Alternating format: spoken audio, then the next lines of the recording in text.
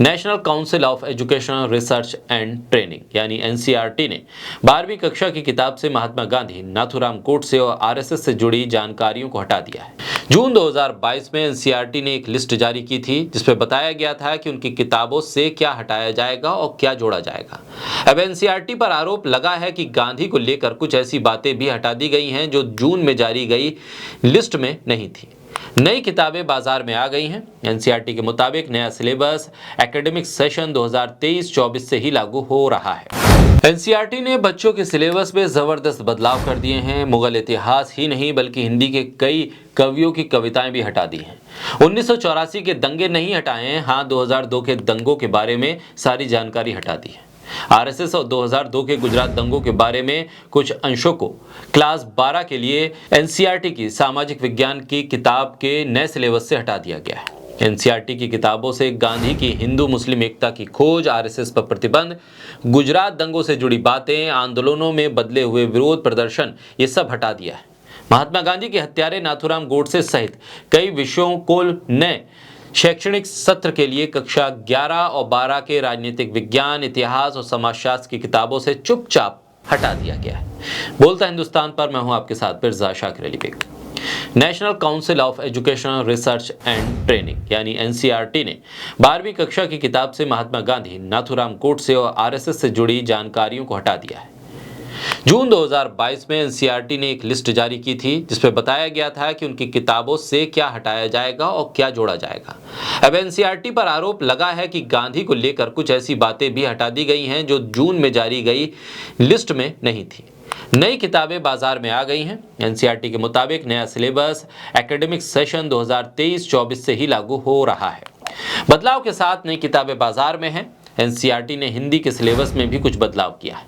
इसमें हिंदी आरोह भाग 2 की किताब में फिराक गोरखपुरी की गजल और अंतरा भाग 2 से सूर्यकांत त्रिपाठी निराला के गीत गाने दो मुझे को हटा दिया गया। इसके अलावा विष्णु खरे की एक काम और सत्य को भी हटा दिया गया है। मौजूदा सेशन से होने जा रहे बदलाव केवल 12वीं क्लास तक ही सीमित नहीं है बल्कि 10वीं और 11वीं क्लास की बुक्स में से भी कुछ चैप्टर्स को हटाया गया है। 11वीं की book themes in world history से सेंट्रल इस्लामिक लैंड्स, संस्कृतियों का टकराव और द इंडस्ट्रियल रेवोल्यूशन जैसे चैप्टर हटा दिए गए। इसी तरह 10वीं की बुक लोकतांत्रिक राजनीति 2 से लोकतंत्र और विविधता, लोकप्रिय संघर्ष और आंदोलन, लोकतंत्र की चुनौतियां जैसे चैप्टर हटा दिए गए। स्वतंत्र भारत में राजनीति की किताब से जन आंदोलन का उदय और एक दल के प्रभुत्व का दौर हटा दिया गया है। सवाल इस बात को लेकर है कि आखिर मुगल इतिहास हटाकर राजपूत इतिहास को कैसे पढ़ाया जा सकता है। क्या महाराणा प्रताप को पढ़ाते हुए मुगलों का इतिहास आड़े नहीं आएगा? किताबों से मुगलों का इतिहास हटा देने से क्या मुगलों की दी गई धरोहर, ताजमहल और लाल किले जैसी तमाम इमारतों का जिक्र बंद हो जाएगा? लोग वहां जाना बंद कर देंगे या लोग देखना बंद कर देंगे? और जब देखेंगे तो फिर क्या मुगल याद नहीं आएंगे? और जब मुगल याद आएंगे तो सवाल भी याद आएंगे कि आखिर ये किसने बनवाया, कब बनवाया, कौन था, कब तक उसने शासन किया? क्या इन सवालों के जवाब मिलना जरूरी नहीं है?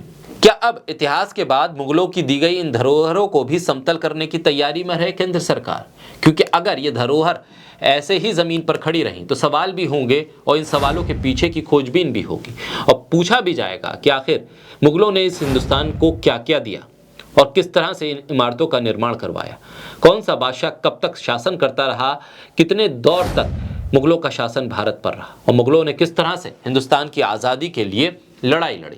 आखिरी मुगल बादशाह ने किस तरह से अंग्रेजों से लोहा लिया। 1857 की क्रांति में मुगलों का क्या रोल रहा। मुगलों ने किस तरह से बढ़ चढ़ कर आगे आज़ादी के इस आंदोलन में लीड किया। इन तमाम सवालों से अगर बचना है तब तो आपको फिर ताजमहल, लाल किले जैसी तमाम इमारतों को बिस्मार करना होगा, समतल करना होगा, क्योंकि जब इमारतें नहीं होंगी तो सवाल नहीं होंगे और फिर हटाए गए इतिहास पर कोई सवाल नहीं होगा। केंद्र सरकार एनसीईआरटी की किताबों से मुगल इतिहास मिटाने में जुटी है तो वहीं चीन हमारे वर्तमान पर आंखें गड़ाए बैठा है। अरुणाचल की जगहों के नाम बदल रहा है लेकिन वहां केंद्र सरकार खामोश है। एक तरफ मोदी सरकार एनसीईआरटी के पाठ्यक्रम से मुगलों को मिटा रही है, दूसरी तरफ चीन जिसके साथ पीएम मोदी इंडोनेशिया G20 में हाथ मिला रहे थे वो हमारे वर्तमान को मिटा रहा है। हालांकि एनसीईआरटी के निदेशक दिनेश प्रसाद सकलानी का कहना है कि बच्चों का बोझ कम करने के लिए सिलेबस कम किया गया है, किसी को हटाया नहीं गया।